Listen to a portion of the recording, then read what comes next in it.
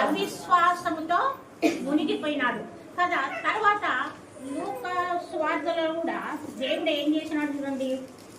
లూకా సువార్త 8:24 ఏం చేసినాడు చూడండి. ఆయన యుద్ధకు వచ్చి ప్రభువా ప్రభువా నశించుకోవచ్చున్నామని చెప్పి ఆయనను లేపిరి. ఆయన లేచి గాలిని నీటి పొంగును గద్దింపగానే అవి అణిగి నిమ్మలమాయను.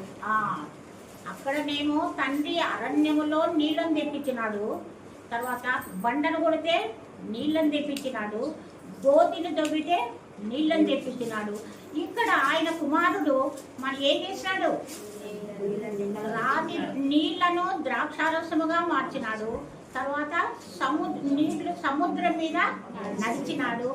గాలిని నీటిని గడ్డించిన ఆయన మాట మాత్రములే అవి నిమ్మలమాయను.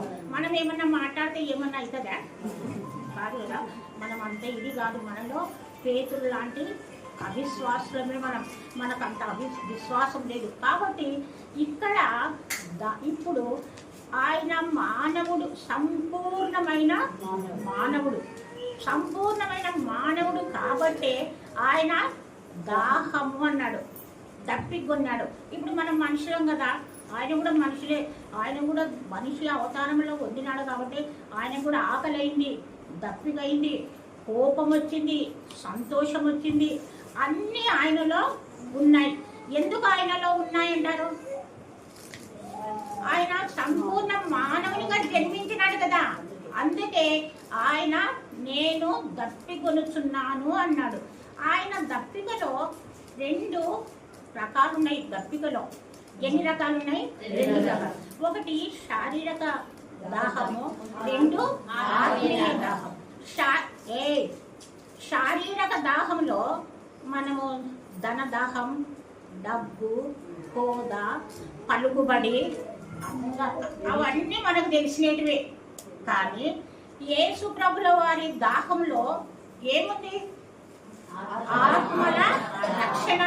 ఆత్మలను సంపాదించాలా, ఆత్మలను నేను కాపాడాలా, నేను ఏమైనా పర్వాలేదు, నేను వీళ్ళ కొరకు వచ్చినాను కాబట్టి వీళ్ళను రక్షించాలని ఆయనలో కోరిక, తృష్ణ, ఆశ, ప్రేమ ఇవన్నీ ఆయనలో ఉన్నాయి. కాబట్టి మొట్టమొదటి మాటలోనే ఆయన ఏం చేసినాడు? తండ్రి వీరేమి చేస్తున్నారో క్షమించమన్నాడు. అంటే అది ఆత్మదాహమే కదా. తర్వాత 2వ మాటలో గజ దొంగనే నేడు నీవు నాతో కూడా అన్నాడు. మనమైతే ఆయన నేడే అంటే వెంటనే అన్నాడు. మనమైతే ఎవరైనా సహాయం చేసినా, మనం చేసినా కొద్దిసేపు ఉండు, నేను అక్కడ వేసిన తర్వాత నేను తీసుకొని పోతా, లేదా నేను వాళ్ళని పంపిస్తా, వాళ్ళు ఎవ్వడరా, లేదా నేను ఫోన్ చేస్తా, అప్పుడు వద్దు అంటాం ఇక మనము. కానీ యేసయ్య ఏమన్నాడు? అన్ని శ్రమలలో కూడా తనను ఆశ్రయించి పశ్చాత్తాపడి తనను ఆశ్రయించిన దొంగను నేడే నాతో కూడా ఉండమని. అటువంటి తండ్రి ఎందుకు ఇవన్నీ చేయాల్సి వచ్చింది? తర్వాత సమరయ స్త్రీ కూడా యోహాను సువార్త 4వ అధ్యాయంలో చూస్తే ఆ సమరయులకు యూదులకు సరిపోదు. కానీ యేసయ్య ఏం చేసినాడు? సంచారం చేస్తూ చేస్తూ దప్పికొని ఆ యాకోబు బావి దగ్గర ఈ సమరయ స్త్రీ నీళ్లు చేరుకుంటుంటే ఆయన దగ్గరికి పోయి అమ్మ నీళ్ళు ఇవ్వమని, దాహానికి నీళ్ళు ఇవ్వమన్నాడు. కానీ ఆమె ఏమనింది? అయ్యా నీవు మమ్మల్ని దాహం అడుగుతా, నీకు ఏముంది, నీ దగ్గర ఏం లేదు కదా అది. కానీ వాళ్ళిద్దరికి సంభాషణ జరిగిన తర్వాత ఈయన అమ్మ నేను ఇచ్చే నీళ్ళు త్రాగితే మీరు ఎప్పుడు తప్పికొనరు, మీరు ఇచ్చే నీళ్లు తాగితే తప్పికొంటారు కాబట్టి అని అన్నప్పుడు ఆయన ఇతడు మెస్సియా అని గుర్తించి ఎక్కడ పోయింది? ఊర్లోకి పోయింది. ఊర్లోకి పోయి అందరికి చెప్పింది ఈయన మెస్సియా కాడా అంటే ఊరి ప్రజలంతా పరిగెత్తుకొని ఆయనను చూడడానికి వచ్చినారు. ఆ విధంగా ఆయన ఇంతమందిని రక్షించడానికి దాహము కొన్న యేసయ్య ఇవి ఎందుకు చేయాల్సి వచ్చింది?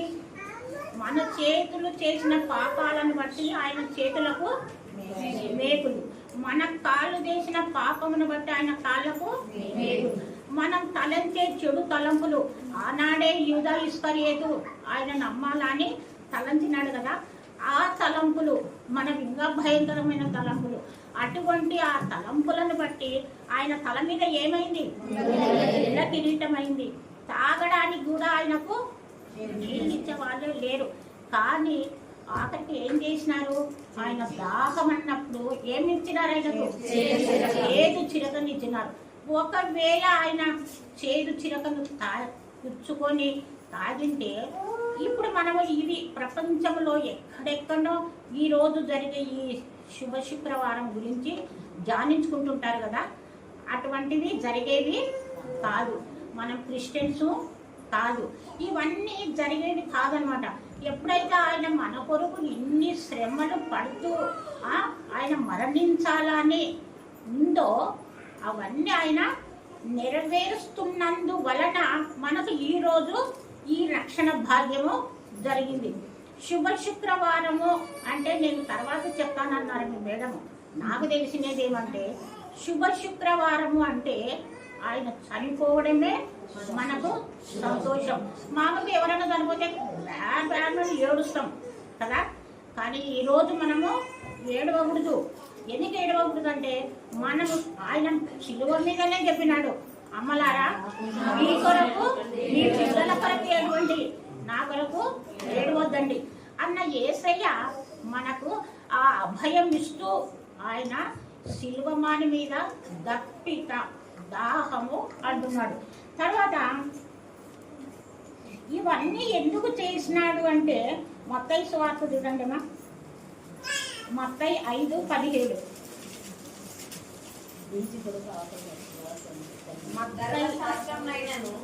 ప్రవక్తల వచనములైనను కొట్టి తలంచవద్దు, నెరవేర్చుటకే గాని కొట్టివేయుటకు నేను రాలేదు. ఇవన్నీ ఎందుకు? ఆయన సొంతంగా నేను చేస్తా, నేను అన్ని నెరవేరుస్తా అని వచ్చినాడా? లేదు. జగత్ పునాది వేయక మునిపే ఆయన మనలను ఏర్పరచుకొని ఆయన కొరకు తన ద్వితీయ కుమారుని మన కొరకు పంపించి ఆయన శిలువలో మరణించాల. ఇవన్నీ మొదటనే రాసింటారు కదా. ఇప్పుడు మనం చదివే పుస్తకాలు కూడా మనం వచ్చినాక రాసినవి చదువుకుంటున్నామా? కాదు కదా, అవి రాసిపెట్టిన దాంట్లోనే మనం చదువుతాం. అట్లా యేసయ్య కూడా ఈ ధర్మశాస్త్రాన్ని, ప్రవక్తల వచనాలు అప్పుడు పలికినారు కదా, ఈయన దేవుని కుమారుడు, ఈయన దైవత్వం కలవాడని అప్పుడు దేవాలయంలో కోడినారు ఆయనను. అటువంటి ఆ మాటలు ఆ ధర్మశాస్త్రంలో నెరవేరాలంటే ఈయన శిలువ మీద మరణించాల. ఒకవేళ నేను చెయ్యను అని అనకపోతే అంటే ఇవి కావు. కానీ ఈ ధర్మశాస్త్రం నెరవేర్చాలా, ప్రవచనాలు నెరవేరాలా అని ఎవరు చెప్పినారు ఆయనకు? తనంత తాను వచ్చినాడా? లేదు. తర్వాత చూడండి మనం యోహాను సువార్త 6:38.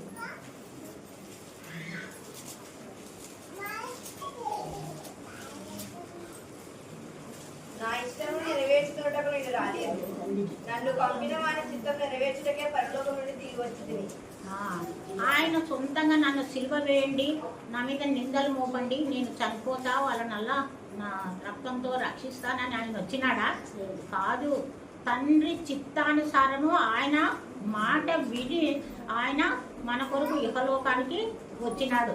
కాబట్టి ఆయన తనంతట తాను రాలేదు, తన తండ్రి చిత్తము కూడా నెరవేర్చడానికి ఇహలోకానికి వచ్చినాడు. కాబట్టి ఇక్కడ ఈ సిలువ మొట్టమొదటిగా మనం సిలువ అంటే కొరింథీ 1:18 మీరు వాక్యం చెప్పినారు. ఏ వాక్యం చెప్పండి? సిలువని కూర్చిన వార్త నశించుకున్నము కానీ మనకైతే దేవుని శక్తి. వెర్రితనం అంటే ఇప్పటికి కూడా మనలను కొంచెం ఇదిగానే చూస్తున్నారు, అది మనకు తప్పదు. కానీ మనలను ఆయన ఏమన్నాడు? మిమ్మల్ని తలగా పెడతాం కానీ మీరు ధనవంతులు, మీరు బీదలు అని అనకూడదంట. మనము ధనవంతులము. ఎందుకు ధనవంతులం? మన తండ్రి ధనవంతుడు కాబట్టి మనము ధనవంతులం.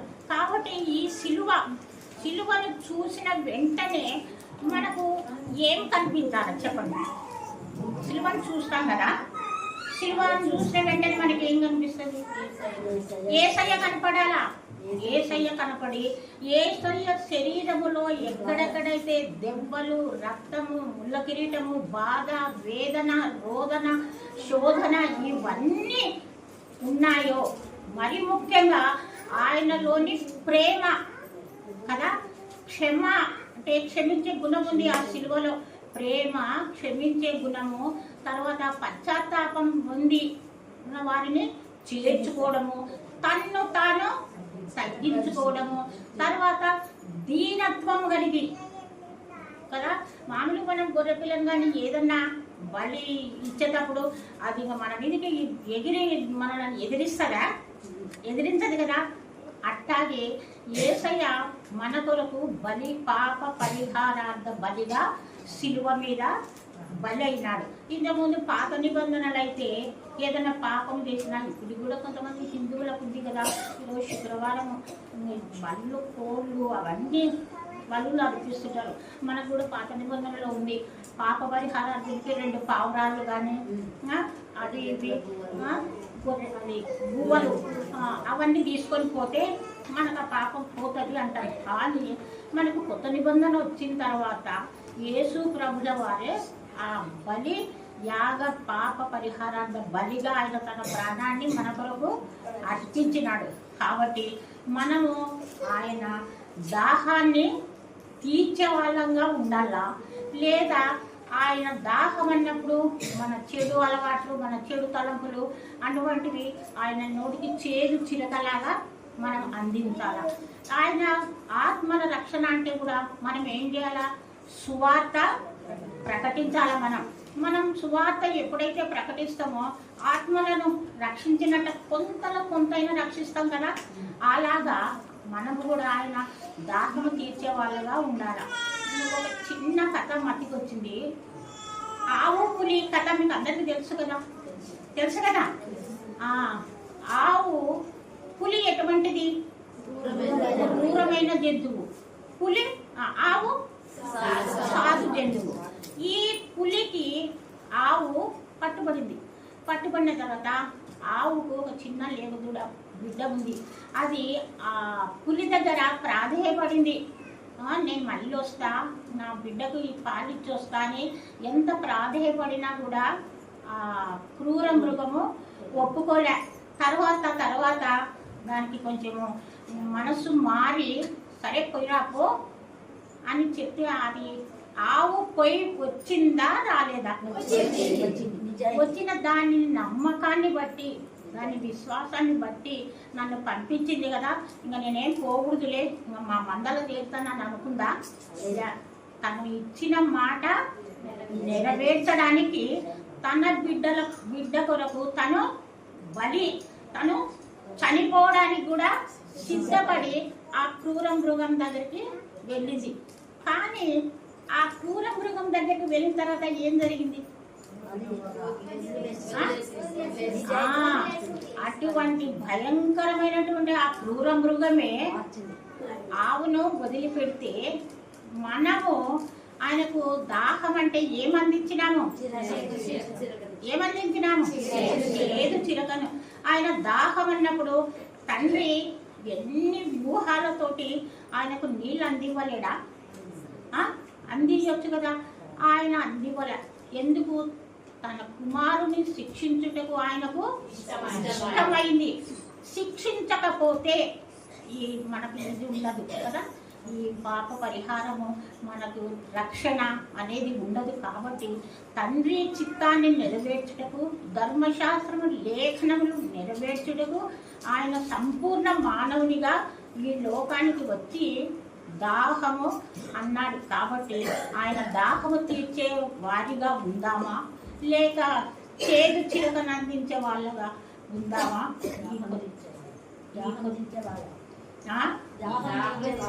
ఈ దాహము తీర్చే వాళ్ళగా ఉందామా, లేక చేదు చిరకను అందించే వాళ్ళగా ఉందామా? ఈ రెండిట్లో మనము తీర్మానించుకొని యేసయ్యకు ఇష్టమైన వాళ్ళగా ఉండాలి అంటే మనం ఏం చేయాలి? మంచి పనులు చేయాలి, క్షమా గుణము కలిగి ఉండాలి, ప్రేమ కలిగి ఉండాలి, వినయ విధేయతలు కలిగి ఉండాలి. మొట్టమొదట తగ్గింపు ఉండాలి. అది ఉంటేనే మనము తగ్గింపబడివాడు హెచ్చింపబడివాడు. ఆ విధంగా ఈ దీంట్లో యేసయ్యను మనం నమ్ముకొని ఉంటే ఆయనలో ఉన్న విధేయత, తగ్గింపు అవన్నీ మనలో ఉంటాయని భావిస్తూ ఈ కొద్ది మాటలను కూడా తక్కువే ప్రభా. మీరు చేసిన మేళలో దేనిని మరొక ఎల్లప్పుడూ జ్ఞాపకం చేసుకోవడానికి మీ కృపాసనం దయచేయమని ప్రార్థిస్తున్నాం. దేవా, మీరు మరణంలో మృంగివేసిన తండ్రి, మరణపు ముళ్ళును విరిచిన దేవుడు తండ్రి స్తోత్రం. దేవా, మరణ బంధకాల నుంచి అనేక మందిని మీరు విడిపించే దేవుడు అని మేము స్తుతిస్తున్నాం. నీ అందు భయభక్తి కలిగి ఆత్మలో జన్మించి దేవా మారు మనసు పొందిన ప్రతి బిడ్డ కూడా నా తండ్రి మరణంలోకి జీవంలోకి వచ్చి ఉన్నారని మీరు సెలవిచ్చినారు. ఆ వాగ్దానం మా తండ్రి కరుణా పీఠంలో మా తండ్రి మరి మేరక విషయంలో కానీ పవన్ మా తండ్రి షాలో నా తండ్రి దేవ మోషన్ అనేక మంది బిడ్డలు తండ్రి చావు నుంచి మీరు రక్షించిన దేవుడు అని మేము స్తుతిస్తున్నాం. మీరు జీవాధిపతి ప్రభా, జీవాధిపతిని మీరు చంపితే కానీ దేవుడు ఆయన లేపనని మా తండ్రి దేవ లేఖనం మేము చూసినాం. దుష్టులు పాపిష్టుల చేతికి నా ప్రభా మీరు అప్పగింపబడినప్పటికీ యేసయ్యా మీరు మరణ నా తండ్రి జీవాధిపతిగా దేవ జీవంతో నా ప్రభా నా తండ్రి మీరు సజీవుడై అనేక మంది పరిశుద్ధుల శరీరాలు లేపడానికి కృప దయచేసినందుకు మేము స్తుతిస్తున్నాం.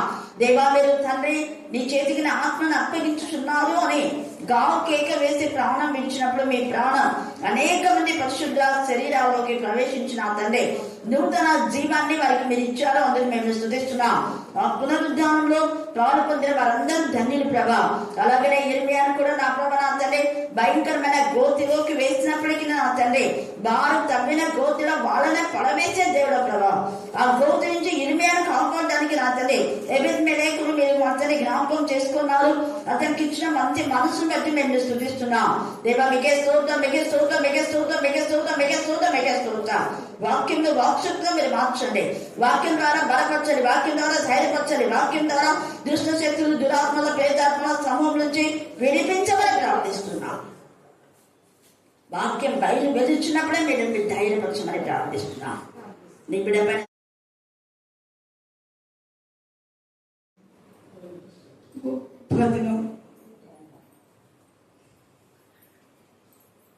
క్రీస్తు లేచినటువంటి దినం, ఆయన పునరుద్ధానమైనటువంటి దినం. మనం ఎన్నో వాక్యాలు మన జీవితంలో నేర్చుకుంటాం, కానీ ఈరోజు దినం చాలా స్పెషల్. దేవుడు మనందరినీ పేరు పేరున అందరినీ దీవించును గాక. మరి దేవుడు మనందరి పట్ల చూపిన కరుణను బట్టి ఈ సంవత్సరం అంతా కూడా వాళ్ళందరినీ మంచి ఆశీర్వాదంతో వాళ్ళందరినీ ఆశీర్వదించి మనకు ఇచ్చిన వరం బట్టి దేవుడు దీవించును గాక. ఆమేన్, ఆమేన్, ఆమేన్.